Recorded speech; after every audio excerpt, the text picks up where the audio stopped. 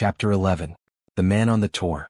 The extract from my private diary which forms the last chapter has brought my narrative up to the 18th of October, a time when these strange events began to move swiftly towards their terrible conclusion. The incidents of the next few days are indelibly graven upon my recollection, and I can tell them without reference to the notes made at the time. I start then from the day which succeeded that, upon which I had established two facts of great importance. The one that Mrs. Laura Lyons of Coombe, Tracy had written to Sir Charles Baskerville and made an appointment with him at the very place, an hour that he met his death. The other that the lurking man upon the moor was to be found among the stone huts upon the hillside. With these two facts in my possession, I felt that either my intelligence or my courage must be deficient if I could not throw some further light upon these dark places.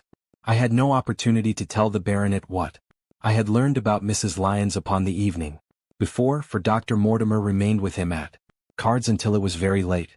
At breakfast, however, I informed him about my discovery and asked him whether he would care to accompany me to Coombe Tracy. At first he was very eager to come, but on second thoughts it seemed to both of us that, if I went alone, the results might be better.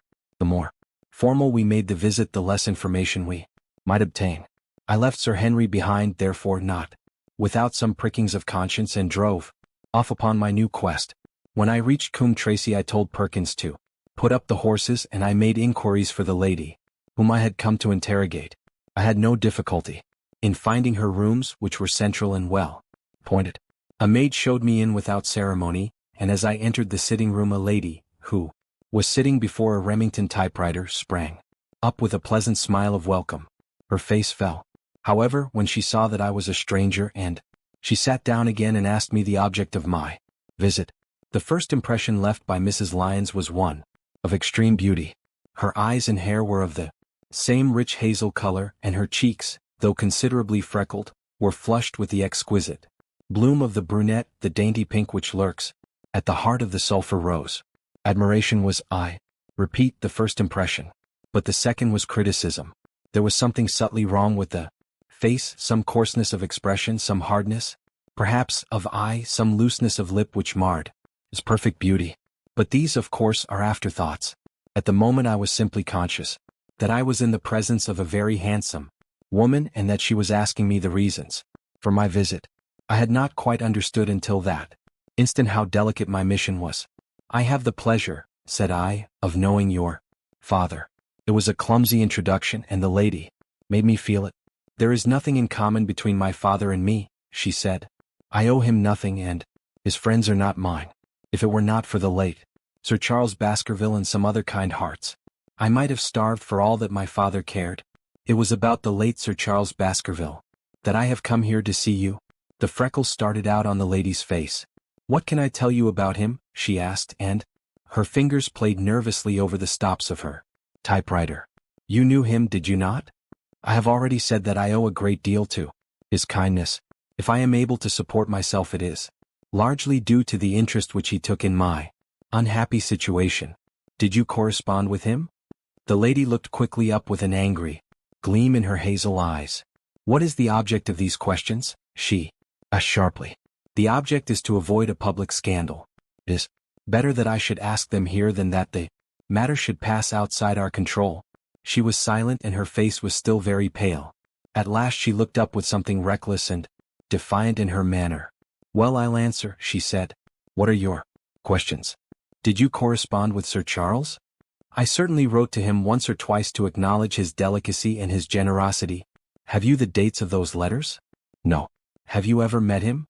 "Yes, once or twice when he came into Coombe Tracy. He was a very retiring man, and he preferred to do good by stealth. But if you saw him so seldom and wrote so seldom, how did he know enough about your affairs to be able to help you, as you say that he has done?" She met my difficulty with the utmost readiness. There were several gentlemen who knew my sad history and united to help me. One was Mr. Stapleton, a neighbor and intimate friend of Sir Charles's. He was exceedingly kind, and it was through him that Sir Charles learned about my affairs. I knew already that Sir Charles Baskerville had made Stapleton his almoner upon several occasions, so the lady's statement bore the impress of truth upon it. "Did you ever write to Sir Charles asking him to meet you?" I continued. Mrs. Lyons flushed with anger again. Really, sir, this is a very extraordinary question. I am sorry, madam, but I must repeat it. Then I answer, certainly not. Not on the very day of Sir Charles's death? The flush had faded in an instant, and a deathly face was before me. Her dry lips could not speak. The note which I saw rather than heard. Surely your memory deceives you, said I. I could even quote a passage of your letter. Ran. Please, please, as you are a gentleman, burn this letter and be at the gate by 10 o'clock. I thought that she had fainted, but she recovered herself by a supreme effort. Is there no such thing as a gentleman? She gasped. You do Sir Charles an injustice. He did burn the letter. But sometimes a letter may be legible, even when burned. You acknowledge now that you wrote it? Yes, I did write it, she cried, pouring out her soul in a torrent of words. I did write it. What? Should I deny it? I have no reason to be ashamed of it. I wished him to help me. I believed that if I had an interview I could gain his help, so I asked him to meet me. But why at such an hour? Because I had only just learned that he was going to London next day and might be away for months.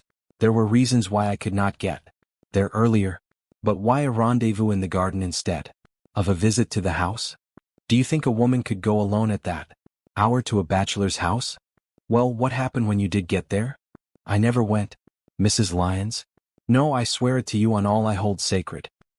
Never went. Something intervened to prevent my going. What was that? That is a private matter. I cannot tell it.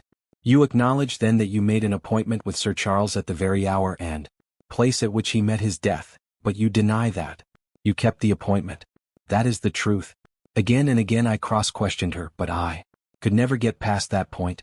Mrs. Lyons, said I as I rose from this long and inconclusive interview, you are taking a very great responsibility and putting yourself in a very false position by not making an absolutely clean breast of all that you know.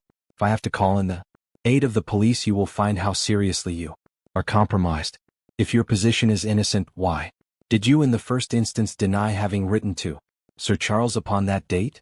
Because I feared that some false conclusion might be drawn from it and that I might find myself involved in a scandal. And why were you so pressing that Sir Charles should destroy your letter? If you have read the letter you will know. I did not say that I had read all the letter. You quoted some of it. I quoted the postscript. The letter had, as I said, been burned and it was not all legible. Ask you once again why it was that you were so pressing that Sir Charles should destroy this letter which he received on the day of his death. The matter is a very private one. The more reason why you should avoid a public investigation. I will tell you then. If you have heard anything of my unhappy history, you will know that I made a rash marriage and had reason to regret it. I have heard so much. My life has been one incessant persecution from a husband whom I abhor. The law is upon his side, and every day I am faced by the possibility that he may force me to live with him. The time that I wrote this letter to Sir Charles I had learned that there was a prospect of my regaining my freedom if certain expenses could be met. Meant everything to me, peace of mind, happiness, self-respect, everything. I knew Sir Charles's generosity, and I thought that if he heard the story from my own lips he would help me. Then how is it that you did not go? Because I received help in the interval from another source. Why then did you not write to Sir Charles and explain this? So I should have done had I not seen his death in the paper next morning. The woman's story hung coherently together, and all my questions were unable to shake it. Could only check it by finding if she had, indeed, instituted divorce proceedings against her husband, at or about the time of the tragedy. It was unlikely that she would dare to say that she had not been to Baskerville Hall. If she really had been, for a trap would be necessary to take her there, and could not have returned to Coombe Tracy until the early hours of the morning. Such an excursion could not be kept secret. The probability was, therefore, that she was telling the truth, or, at least, a part of the truth. I came away baffled and disheartened. Once again I had reached that dead wall which seemed to be built across every path by which I tried to get at the object of my mission. And yet the more I thought of the lady's face and of her manner, the more I felt that something was being held back from me. Why should she turn so pale? Why should she fight against every admission until it was forced from her? Why should she have been so reticent at the time of the tragedy? Surely the explanation of all this could not be as innocent as she would have me believe. For the moment I could proceed no farther in that direction but must turn back to that other clue which was to be sought for among the stone huts upon the moor. And that was a most vague direction. I realized it as I drove back and noted how hill after hill showed traces of the ancient people. Barrymore's only indication had been that the stranger lived in one of these abandoned huts, and many hundreds of them are scattered throughout the length and breadth of the moor. But I had my own experience for a guide, since it had shown me the man himself, standing upon the summit of the Black Tor. That then should be the center of my search. From there, I should explore every hut upon the moor until I lighted upon the right one. If this man were inside it, I should find out from his own lips, at the point of my revolver if necessary, who he was and why he had dogged us so long. He might slip away from us in the crowd of Regent Street, but it would puzzle him to do so upon the lonely moor.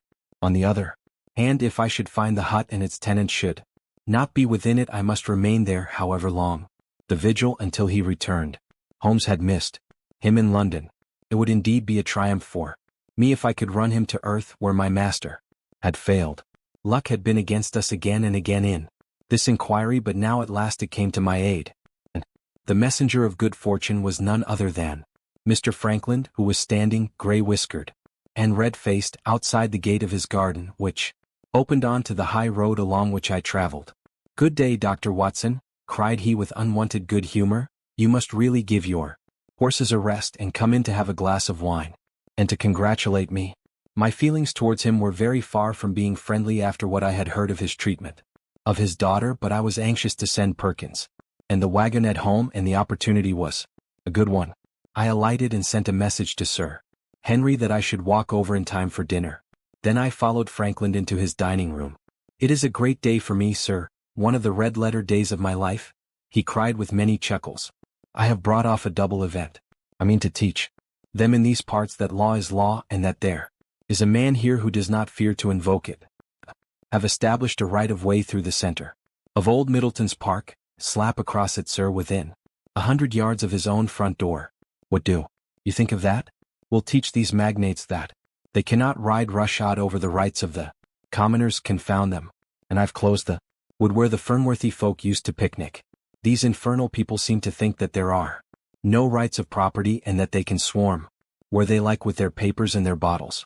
Both cases decided, Dr. Watson, and both in my favor. I haven't had such a day since I had Sir John Morland for trespass because he shot in his own warren. How on earth did you do that? Look it up in the books, sir. It will repay reading. Frankland versus Morland, Court of Queen's Bench. It cost me £200, but I got my verdict. Did it do you any good? None, sir, none. I'm proud to say that I had no interest in the matter. I act entirely from a sense of public duty. I have no doubt, for example, that the Fernworthy people will burn me in effigy tonight. I told the police last time they did it that they should stop these disgraceful exhibitions. The county constabulary is in a scandalous state, sir, and it has not afforded me the protection to which I am entitled. The case of Frankland versus Regina will bring the matter before the attention of the public. I told them that they would have occasion to regret their treatment of me, and already my words have come true. How so? I asked. The old man put on a very knowing expression. Because I could tell them what they are dying to know, but nothing would induce me to help the rascals in any way.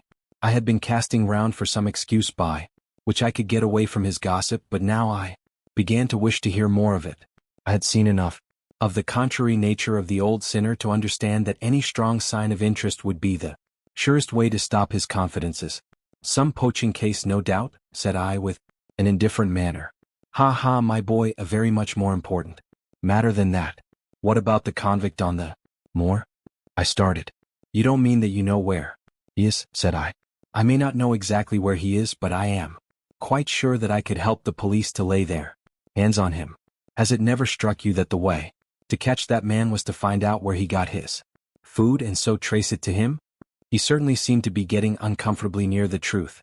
"No doubt," said I, "but how do you know that he is anywhere upon the moor?"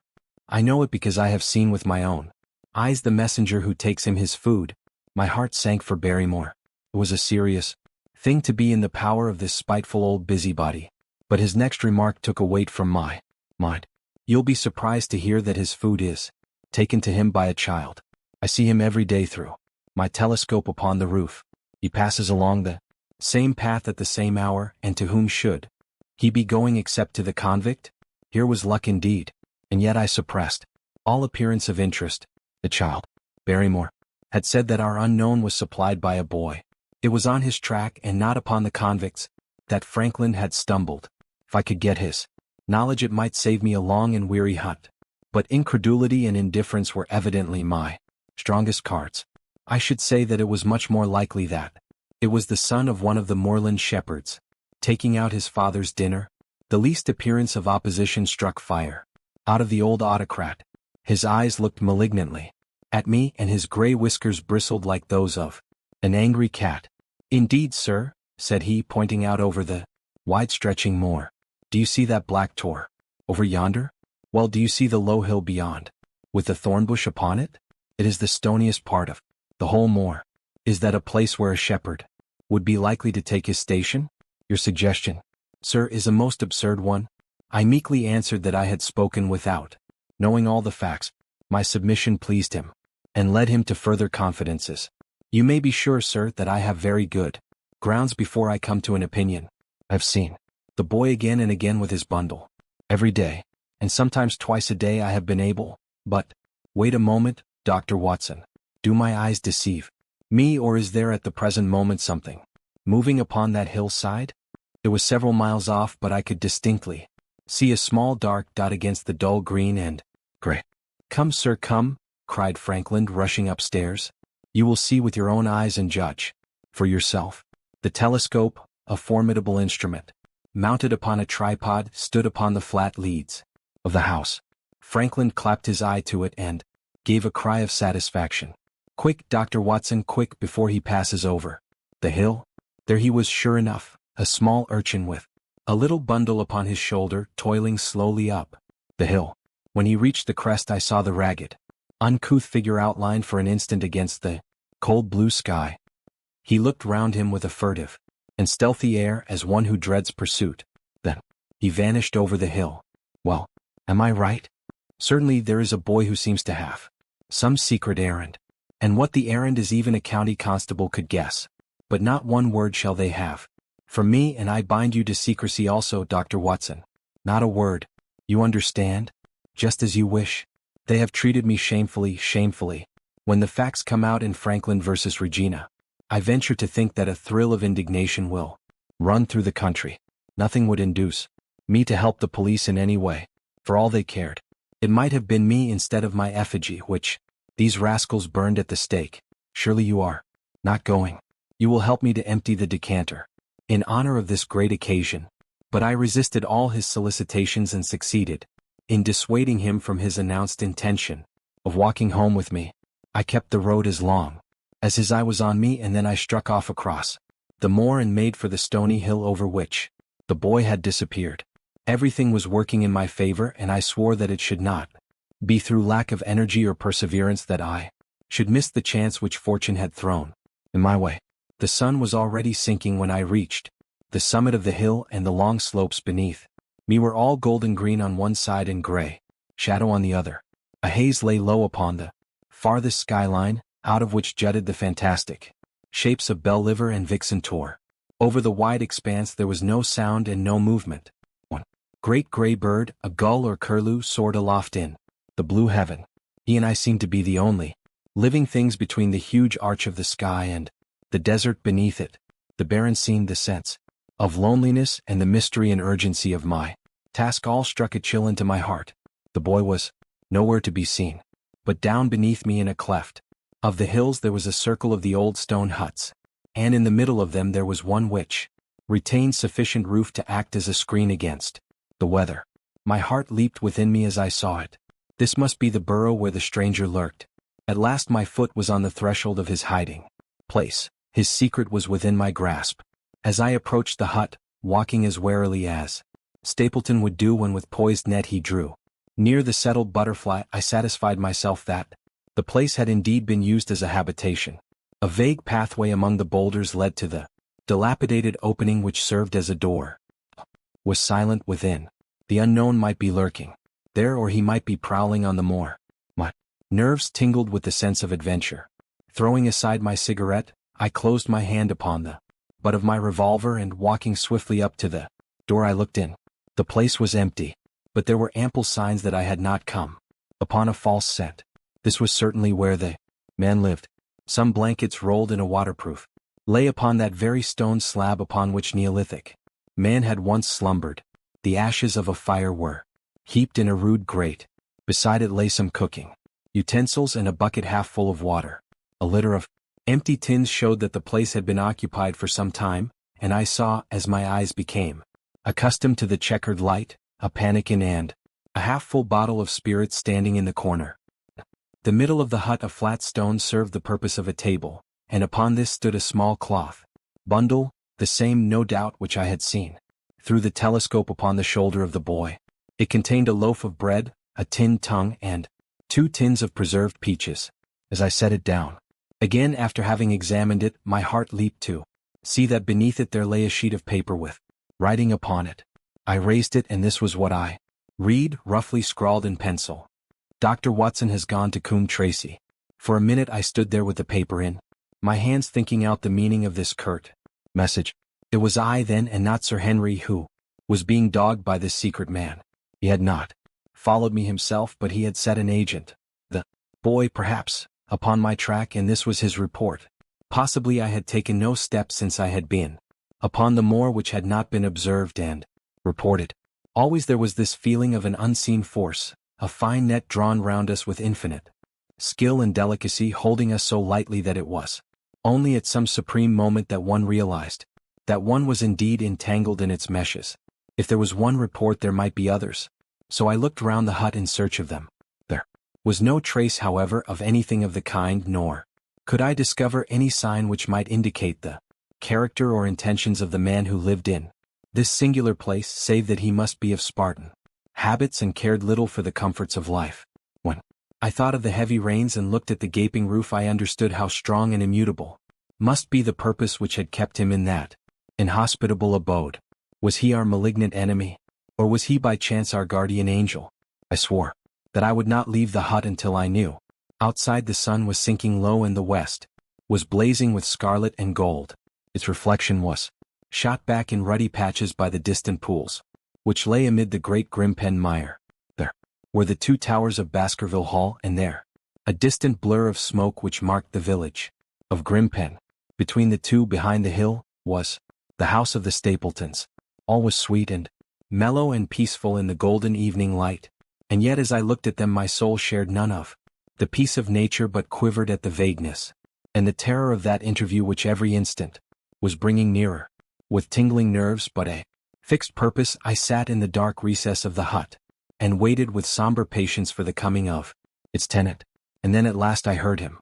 Far away came the sharp clink of a boot striking upon a stone. Then another, and yet another, coming nearer and nearer.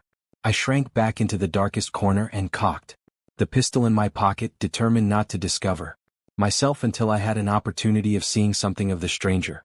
There was a long pause which showed that he had stopped. Then once more the footsteps approached, and a shadow fell across the opening of the hut. "It is a lovely evening, my dear Watson," said a well-known voice. "I really think that you will be more comfortable outside than in." Chapter 12. Death on the Moor. For a moment or two I sat breathless, hardly able to believe my ears. Then my senses and my voice came back to me, while a crushing weight of responsibility seemed in an instant to be lifted from my soul. That cold, incisive, ironical voice could belong to but one man in all the world. "Holmes?" I cried. "Holmes? Come out," said he, "and please be careful with the revolver." I stooped under the rude lintel, and there he sat upon a stone outside, his gray eyes dancing with amusement as they fell upon my astonished features. He was thin and worn, but clear and alert, his keen face bronzed by the sun and roughened by the wind. In his tweed suit and cloth cap he looked like any other tourist upon the moor, and he had contrived, with that cat-like love of personal cleanliness which was one of his characteristics, that his chin should be as smooth and his linen as perfect as if he were in Baker Street. "I never was more glad to see anyone in my life," said I as I wrung him by the hand. "Or more astonished, eh?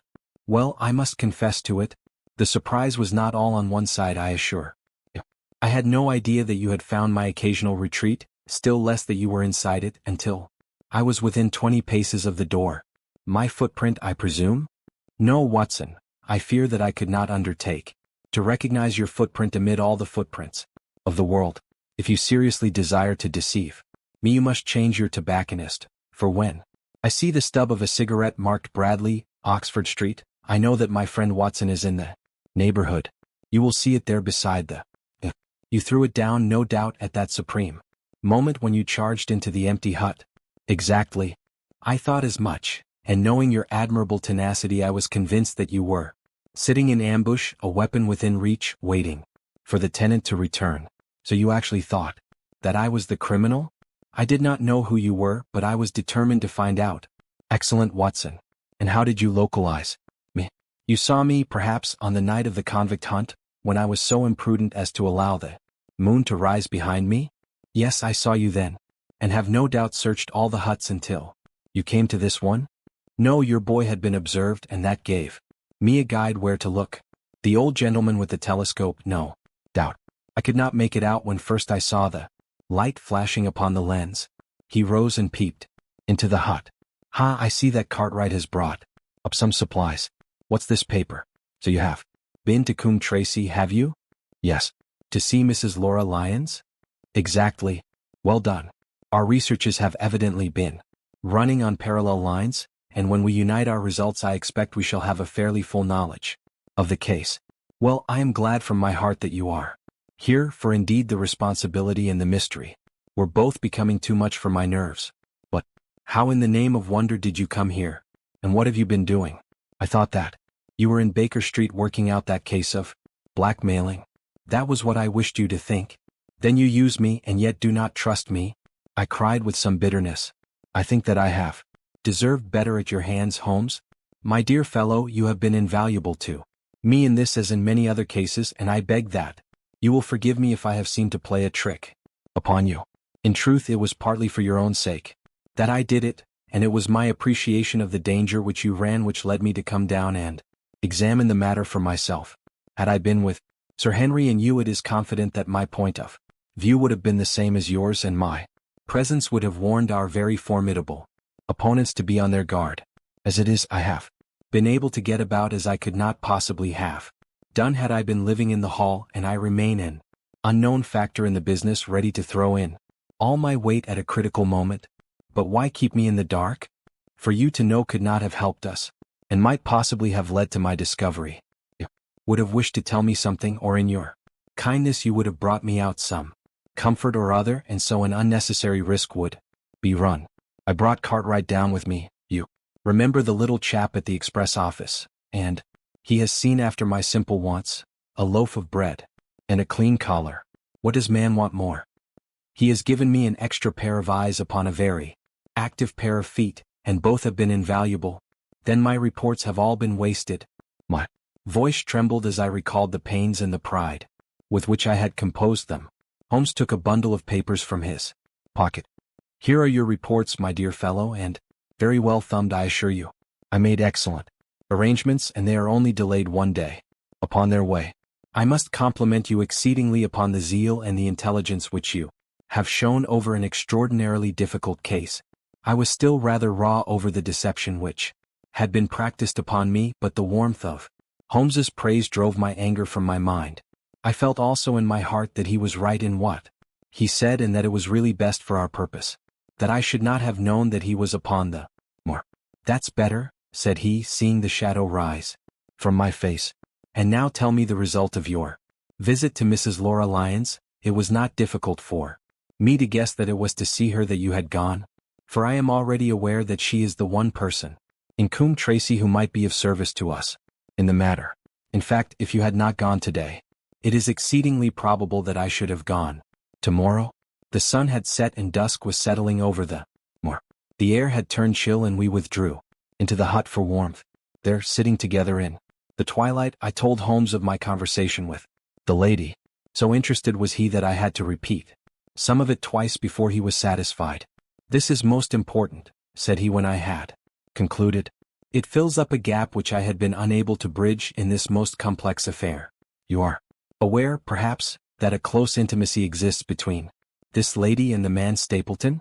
I did not know of a close intimacy. There can be no doubt about the matter. They meet, they write, there is a complete understanding between them. Now this puts a very powerful weapon into our hands. If I could only use it to detach his wife. His wife? I am giving you some information now in return for all that you have given me. The lady who has passed here as Miss Stapleton is in reality his wife. Good heavens, Holmes, are you sure of what you say? How could he have permitted Sir Henry to fall in love with her? Sir Henry's falling in love could do no harm to anyone except Sir Henry. He took particular care that Sir Henry did not make love to her as you have yourself observed.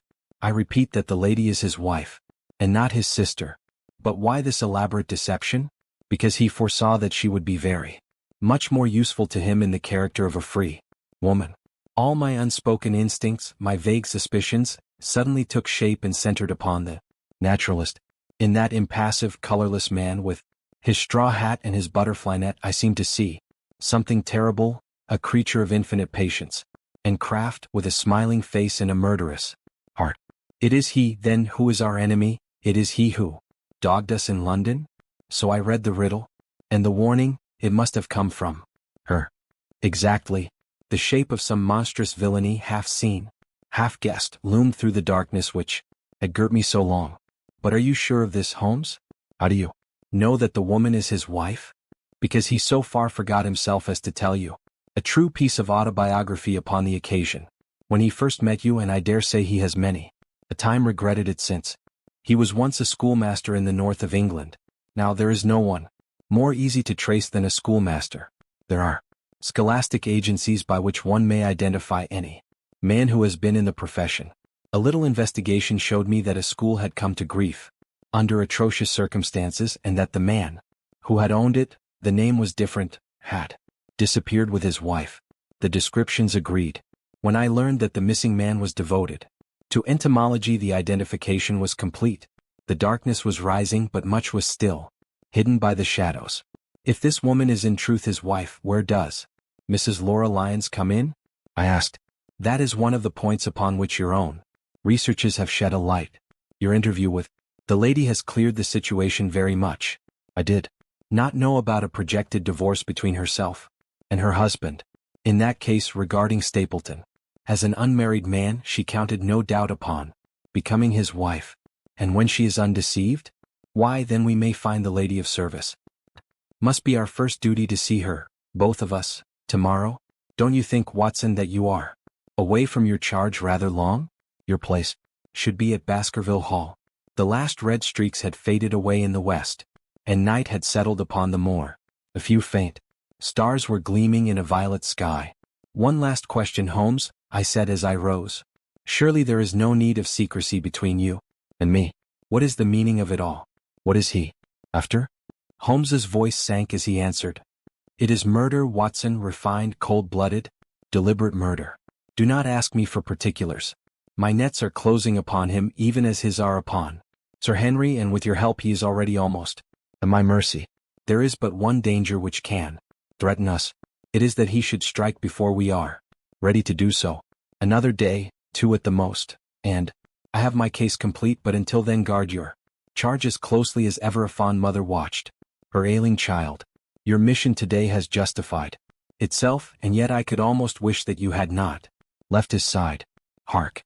A terrible scream, a prolonged yell of horror and anguish, burst out of the silence of the moor. That frightful cry turned the blood to ice in my veins. Oh my God! I gasped. What is it? What does it mean? Holmes had sprung to his feet, and I saw his dark, athletic outline at the door of the hut, his shoulders stooping, his head thrust forward, his face peering into the darkness. Hush, he whispered. Hush. The cry had been loud on account of its vehemence, but it had pealed out from somewhere far off on the shadowy plain. Now it burst upon our ears, nearer, louder, more urgent than before. Where is it? Holmes whispered, and I knew from the thrill of his voice that he, the man of iron, was shaken to the soul. Where is it, Watson? There, I think. I pointed into the darkness. No, there.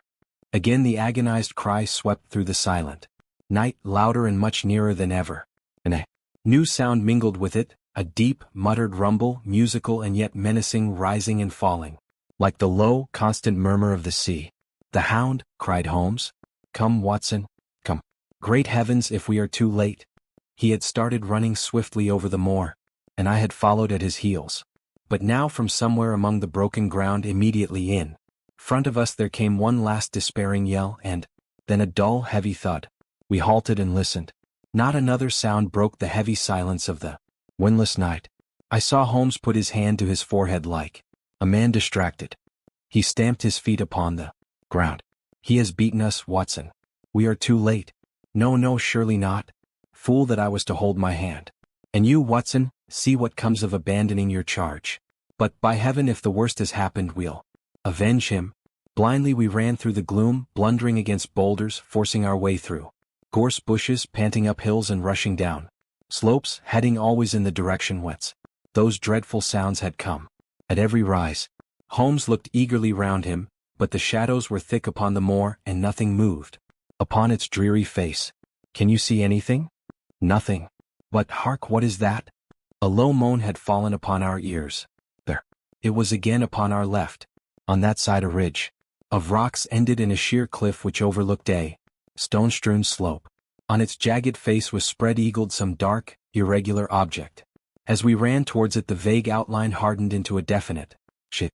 It was a prostrate man face downward upon the ground, the head doubled under him at a horrible angle, the shoulders rounded and the body hunched together as if in the act of throwing a somersault.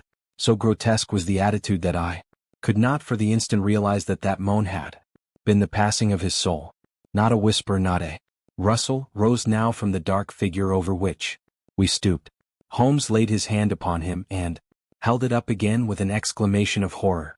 The gleam of the match which he struck shone upon his clotted fingers and upon the ghastly pool, which widened slowly from the crushed skull of the victim. And it shone upon something else which turned our hearts sick and faint within us. The body of Sir Henry Baskerville. There was no chance of either of us forgetting that peculiar ruddy tweed suit, the very one which he had worn on the first morning that we had seen him in Baker Street. We caught the one clear glimpse of it, and then the match flickered and went out even as the hope had gone out of our souls. Holmes groaned and his face glimmered white through the darkness. "The brute! The brute!" I cried with clenched hands. "Oh, Holmes, I shall never forgive myself for having left him to his fate. I am more to blame than you, Watson. In order to have my case well rounded and complete, I have thrown away the life of my client. It is the greatest blow which has befallen me in my career. But how could I know, how could L know, that he would risk his life alone upon the moor in the face of all my warnings? That we should have heard his screams, my God, those screams, and yet have been unable to save him? Where is this brute of a hound which drove him to his death? It may be lurking among these rocks at this instant. And Stapleton, where is he? He shall answer for this deed. He shall. I will see to that. Uncle and nephew have been murdered, the one frightened to death by the very sight of a beast which he thought to be supernatural, the other driven to his end in his wild flight to escape from it. But now we have to prove the connection between the man and the beast. Save from what we heard, we cannot even swear to the existence of the latter, since Sir Henry has evidently died from the fall. But, by heavens, cunning as he is, the fellow shall be in my power before another day is past. We stood with bitter hearts on either side of the mangled body, overwhelmed by this sudden and irrevocable disaster which had brought all our long and weary labors to so piteous an end. Then as the moon rose we climbed to the top of the rocks, over which our poor friend had fallen, and from the summit we gazed out over the shadowy moor, half silver and half gloom.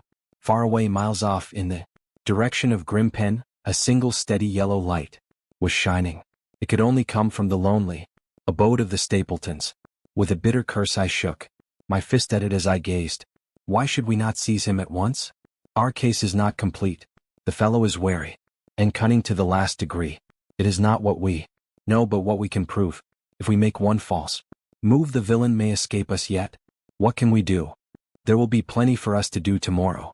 Tonight we can only perform the last offices to our poor friend.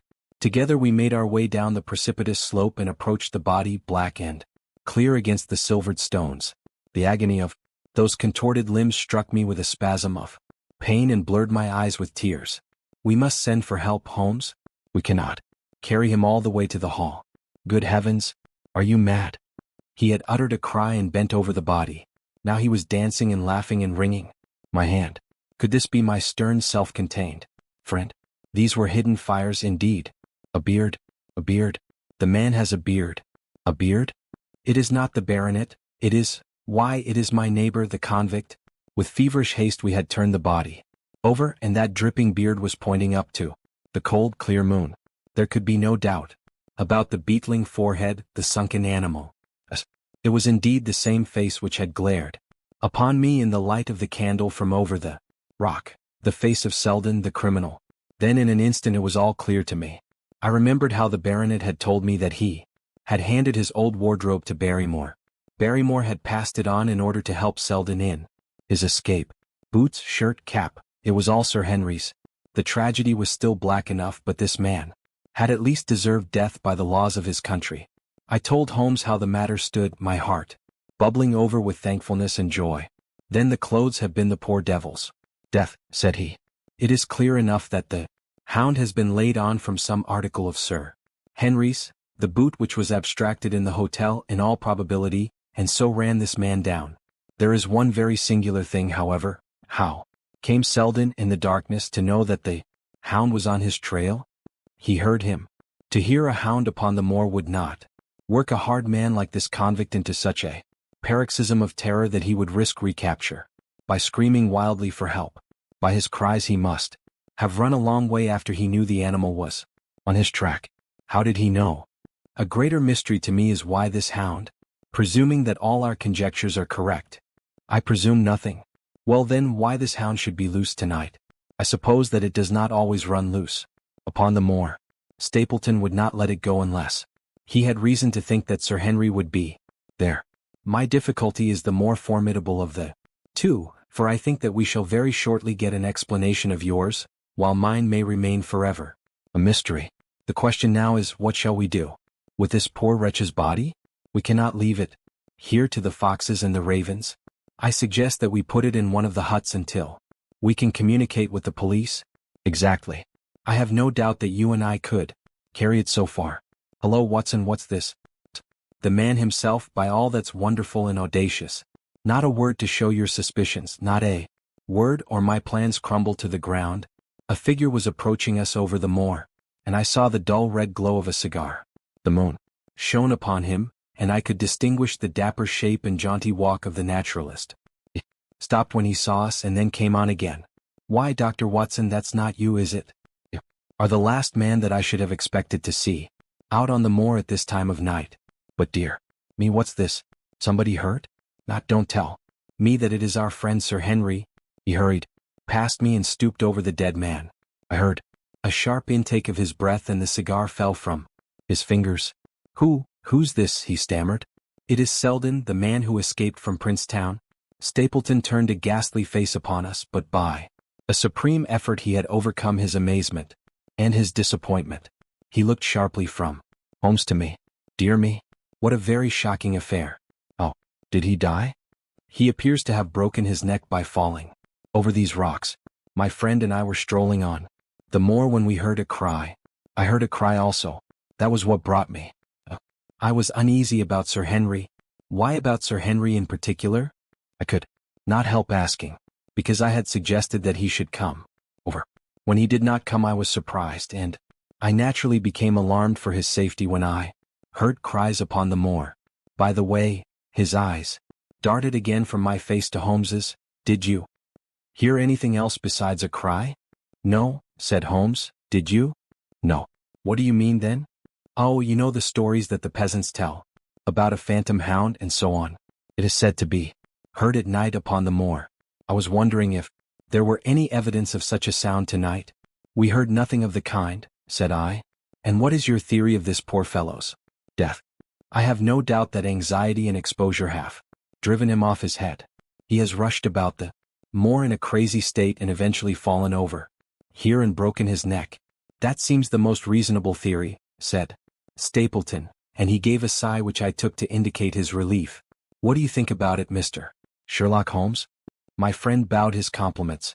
You are quick at identification, said he. We have been expecting you in these parts. Since Dr. Watson came down. You are in time to see a tragedy. Yes, indeed. I have no doubt that my friend's explanation will cover the facts. I will take an unpleasant remembrance back to London with me. Tomorrow? Oh, you return tomorrow? That is my intention. I hope your visit has cast some light upon those occurrences which have puzzled us. Holmes shrugged his shoulders. One cannot always have the success for which one hopes. An investigator needs facts and not legends or rumors. It has not been a satisfactory case. My friend spoke in his frankest and most unconcerned manner. Stapleton still looked hard at him. Then he turned to me. I would suggest carrying this poor fellow to my house, but it would give my sister such a fright that I do not feel justified in doing it. I think that if we put something over his face he will be safe until morning. And so it was arranged. Resisting Stapleton's offer of hospitality, Holmes and I set off to Baskerville Hall, leaving the naturalist to return alone. Looking back, we saw the figure moving slowly away over the broad moor, and behind him that one black smudge on the silvered slope which showed where the man was lying who had come so horribly to his